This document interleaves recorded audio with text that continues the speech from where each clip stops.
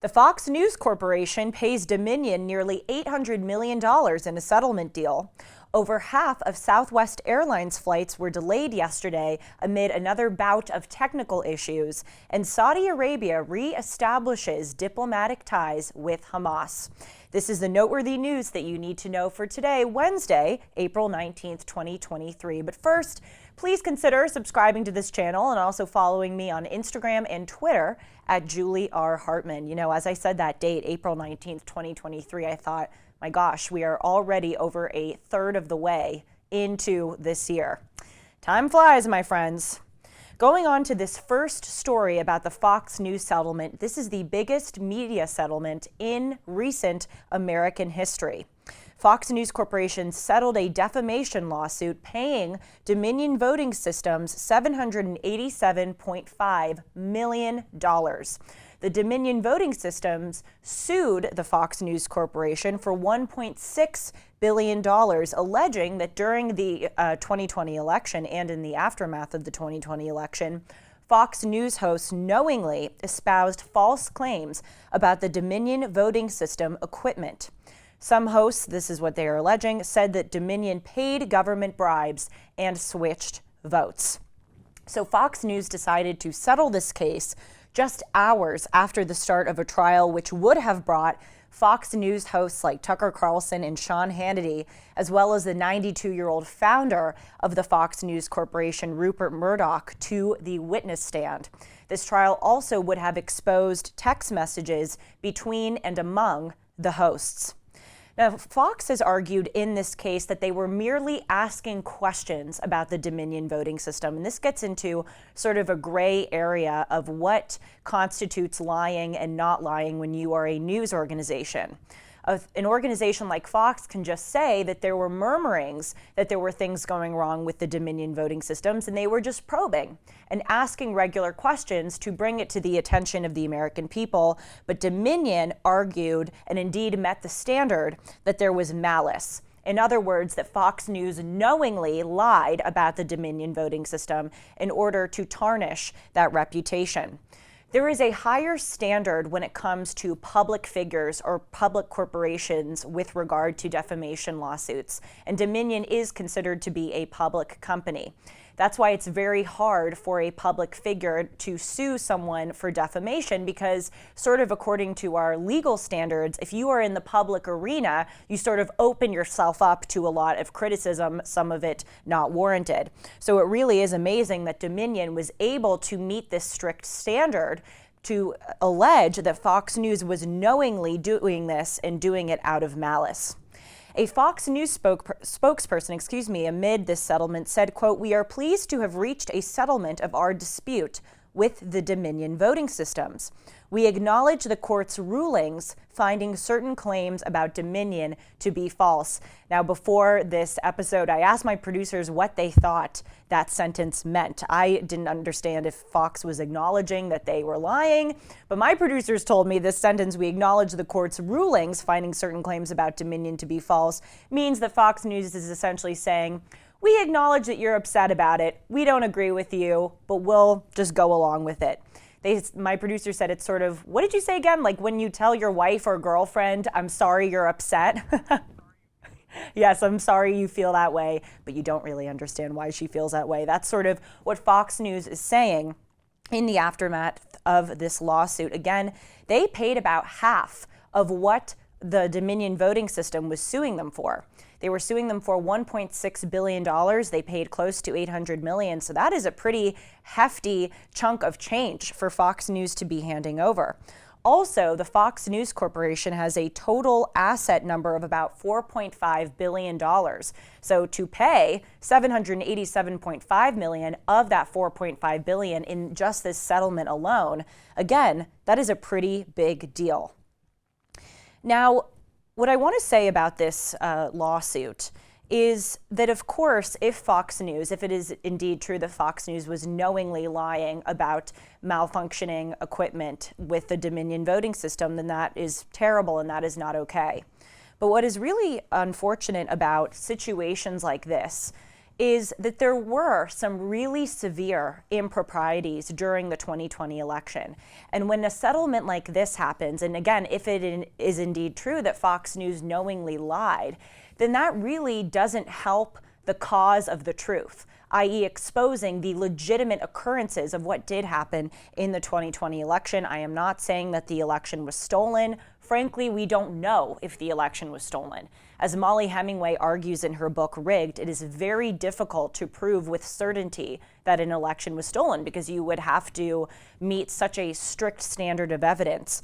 What we do know, what's been coming out in the past few months, is that there, again, were some very severe improprieties that are worth our attention. And stuff like this Fox News settlement is taking, and I blame Fox News partially, is taking the focus away from these legitimate things that we know about. For instance, we know that the media lied repeatedly about issues such as that the police are systemically racist and that they go out and they are targeting Black Americans every day. During the entire year of 2019, which of course was the year before the Black Lives Matter riots during the summer of 2020, 12 unarmed Black men were killed by police. That is a very low number. The number should be 0, but that is an astoundingly low number. The media knew this, and they perpetuated this lie, which helped the Democratic Party, that the police are systemically racist. I could go on and on about all of the media lies. We know that they suppressed and discounted the legitimacy of the Hunter Biden laptop story. We know that Facebook and Twitter suppressed conservative content. In the case of Twitter, Twitter was colluding with the FBI to get rid of and suppress conservative content. That is a severe impropriety that influenced the outcome of the 2020 election. Another example is that Mark Zuckerberg gave $450 million to privatize election campaigns. This was money that was primarily funneled through a voter outreach organization called the Center for Tech and Civic Life, which was run by 3 Democrat activists with strong ties to the Democratic Party. Now, Mark Zuckerberg alleged that this money was being given in order to help with COVID relief. In other words, to ensure that certain people who were operating voting booths got the right personal protective equipment, etc. But that's actually not where the money went towards overwhelmingly. It went towards these individuals who worked for CTCL, the Center for Tech and Civic Life, and these individuals oversaw ballot counting, ballot harvesting, and curing of ballots.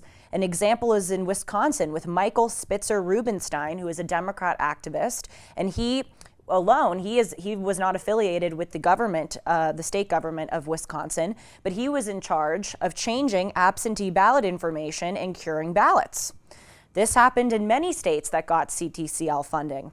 Another example of some improprieties in 2020 is that Democrats blocked Republicans in parts of Pennsylvania and Georgia, most famously in the State Farm Arena, from viewing ballot counting. So again, it's just so unfortunate when we see people on the right wing knowingly lying about certain things because it takes away the legitimacy of real improprieties that did happen.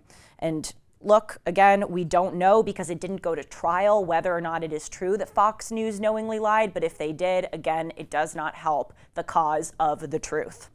Now, moving on to other domestic news, Southwest Airlines have delayed over half of their flights amid another bout of technical issues. This happened yesterday on Tuesday, April 18th. Southwest made an announcement that it temporarily, for about an hour, halted flights amid, quote, data connection issues. And they said that they have a firewall that is supplied by a vendor which malfunctioned and lost, quote, connection to some operational data. This is just another example of some technical issues that have been plaguing Southwest in recent months. We all remember the disaster during the last holiday season at the end of 2022, where another system meltdown resulted in 16,700 canceled flights, overwhelmingly from Southwest Airlines. Quote, this is another demonstration that Southwest Airlines needs to upgrade their systems and stop the negative impacts to individual travelers, said Senator Maria Cantwell, who is a Democrat from Washington State, and she chairs the Senate Committee on Commerce, science, and transportation. Casey Murray echoed this statement. She is the president of one of the unions that supports and represents Southwest's pilots. She said that this indicates that Southwest's technology apparatus, quote, is not up to the task. Now look, of course, it happens sometimes with any form of technology that systems malfunction.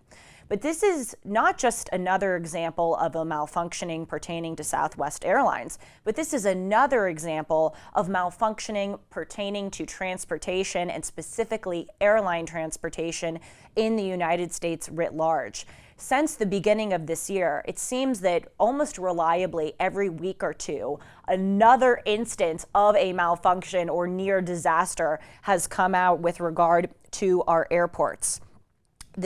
Even in December, at the end of 2022, there was this incident where a United flight from Maui to San Francisco got to 775 feet above sea level. That was only exposed in the early weeks of 2023. In the first 2 weeks of 2023, the FAA system shut down. This was because the notice to air mission system failed because of a corrupt file. The notice to air mission system is the system that helps sort of manage aviation and air traffic control. But our Secretary of Transportation, Pete Buttigieg, renamed it Notice to Air Mission System because the previous name was Notice to Air Men System, and he thought that that was not espousing correct gender equity. It shows where his priorities were, that he was too focused with renaming the actual name of this Notice to Air Mission System instead of ensuring that it functioned properly. So there was that FAA system shutdown in the early weeks of 2023. A few weeks later at Los Angeles International Airport, a bus and an American Airlines jet crashed into each other, sending a few people to the hospital. Also, within the early weeks of 2023, a Southwest and a FedEx plane at Austin's Bergstrom International Airport nearly crashed into each other. They came within 1,000 feet of each other because the FedEx plane was cleared to land and the Southwest plane was cleared to take off, and they again nearly hit each other. There was also a near collision at JFK International Airport in New York, where a Delta flight that was taking off and an American Airlines flight that was moving also came within 1,000 feet of hitting each other. And there are just other transportation issues that we have seen, specifically the Norfolk Southern train derailments, most famously in February in East Palestine, Ohio. But then reliably every 2 to 3 weeks, we saw that there were many other train derailments, specifically with this Norfolk Southern company. So again, is this a coincidence? I don't know. Stuff happens. Systems malfunction, but this fits into a broader theme that we have seen of some really bad transportation issues. And when we put this Southwest malfunction alongside those, it does seem like there is a pattern and there is not appropriate oversight. And indeed, Maria Cantwell, who is this Senate Committee Chair on Commerce, Science, and Transportation, who is a Democrat, agrees. She is joining other Republicans. It seems that both sides are acknowledging that there is a significant issue. And for our final news story of the day, this one pertains to international relations. Saudi Arabia and Hamas are reestablishing diplomatic ties. Now, this may seem like this is just significant in that corner of the world pertaining to various Middle East powers. But no, this is actually very significant and consequential to the United States and Israel. So senior Saudi officials announced last week that they invited leaders of Hamas, which is the Palestinian terrorist organization that rules the Gaza Strip, to come to Saudi Arabia to reestablish diplomatic ties between the two groups. This is a move by Saudi Arabia to become closer to Iran, which, as I said, harms United States and Israeli interests to keep Sunni majority countries like Saudi Arabia away from Shia majority Iran. So why, you may be wondering, were Saudi Arabia and Hamas not already diplomatically close? Well, this goes back to chilly relations that they had starting in 2007 when Hamas violently seized control of the Gaza Strip away from Fatah, which is a rival Palestinian organization that was connected to the Palestinian Authority. So in 2005, the state of Israel handed over the Gaza Strip, which is, if you're looking at the map of Israel in the bottom left corner, over to the Palestinian Authority. And then within 2 years, Hamas seized control from the Palestinian Authority and took that over. Hamas is both the Palestinian Authority and Hamas are militant Palestinian organizations, but Hamas even more embraces violent extremism as part of their tactics in order to, as they say, liberate Israel. Hamas and other groups like the Hezbollah view the Palestinian Authority as soft, because the Palestinian Authority rules over the West Bank and sometimes pursues diplomatic ties with Israel in order to thaw relations, and also pursues diplomatic ties with the United States in order to thaw relations in the area. So Hamas views them as soft, and Saudi Arabia was aligned with the Palestinian Authority. Saudi Arabia didn't like that Hamas took over the Gaza Strip away from the Palestinian Authority, and that it was sort of the progenitor of these chilly relations back in 2007. Additionally, Saudi Arabia, which is a Sunni majority country, as I said, resented the fact that Hamas had close ties with Iran, which is a Shia majority country. As those of you who listened to my Islam 101 episode and my Islam 101 Part 2 episode, you know that Sunni and Shias are very sort of historically adversarial groups. They are different sects of Islam.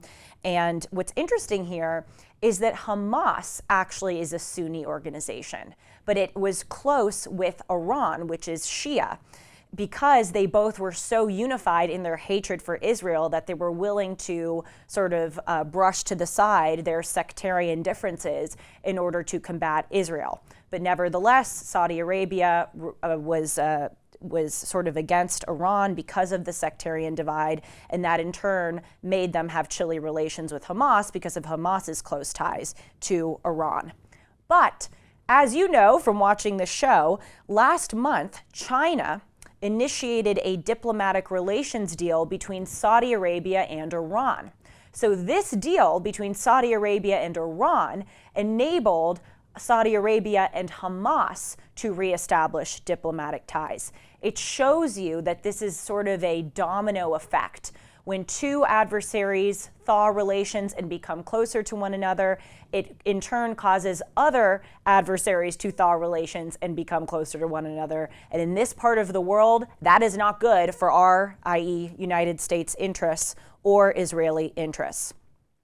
A Hamas official, Moussa Abu Marzouk, who will attend the meeting alongside the leader of Hamas, tweeted, "We seek relations with all forces in the region and the world. We have no enmity towards anyone except for the Zionist enemy." Now, Saudi Arabia has also announced that in addition to meeting with Hamas, they are going to meet with the leader of the Palestinian Authority. He will also visit Saudi Arabia in the coming days and will meet with the Saudi Crown Prince Mohammed bin Salman. Saudi Arabia backed the Palestinian Authority, as I mentioned, for a long time. Recently, there's been a bit of chilly relations even between the Palestinian Authority and Saudi Arabia because Saudi Arabia viewed them as becoming too close with Israel, but it appears that all of them now are becoming friends. Now, Saudi officials have also said that it is one of the top priorities of the Crown Prince Mohammed bin Salman to broker peace deals between the Palestinian factions. So this is another sort of whammy with regard to this story, that Saudi Arabia is trying to become a global hegemon. It's not just that they're becoming closer to our enemies, their former adversaries, but they're also trying to assert their dominance on the world stage, which counters us, the United States. And we see that all of these different Middle Eastern countries are becoming closer to one another, really astoundingly, over the past few months. Egypt, which is a Sunni-led country, and Syria, which is a Shia-led country, reestablished diplomatic ties just about a month ago. The UAE, United Arab Emirates, also a Sunni-led country, also reestablished ties with Syria. As I mentioned, China brokered a deal between Saudi Arabia and Iran. And Iran, of course, sends weapons to Russia, which is fighting the war in Ukraine. And Russia is very aligned with China. So if I were to draw all of these powers on a piece of paper and draw arrows to them, you would see all of these intersecting lines. The theme here is that they are becoming closer to one another, and they are viewing a common enemy as us, the United States. And indeed, in many of these peace talks, the various leaders talk about how they want to counteract the global hegemonic supremacy that they view the United States as exerting. This is just an unprecedented deterioration of international relations in the past few months that we are seeing under President Joe Biden. This is also not good news, as I've mentioned, for Israel. The Prime Minister of Israel, Benjamin Netanyahu, who took office as Prime Minister last December, said that one of his top goals was to normalize relations with Saudi Arabia against Iran. But here we are. Saudi Arabia and Iran are becoming closer, and Hamas and the Palestinian Authority are also becoming closer with Saudi Arabia. Well, with all of that news, I thought that I should end the show today with something good or positive. And I'd like to tell you some great news that Damar Hamlin, who is a Buffalo Bills safety, has officially been cleared to resume playing. I will be honest with you, dear viewers, I could more competently tell you the sectarian differences between Sunni and Shia Islam than competently define what a safety is. I know this is football. I know that it's a position, and I assume it's an important one. The word safety, you're keeping, I don't know, your players safe? I don't get it. But anyway, they play in the defensive backfield, according to Sean, and they guard the wide receivers. Wow. Riveting stuff. Anyway, we all remember 4 months ago that Damar Hamlin, during a game, went into cardiac arrest and had to be resuscitated on the field. Few people believed that he would survive, but in fact, he made a miraculous recovery. He spent nearly 10 days recovering in hospitals in Cincinnati and Buffalo before being released. His heart actually stopped twice that horrible day, once on the field and then another time in the ambulance. And not only has he made a miraculous recovery, but he's going to go back to play the game. Indeed, very good news to end on. Thanks everyone for joining me. Again, just a reminder to subscribe and follow me on Instagram and Twitter at Julie R. Hartman, and I'll see you soon.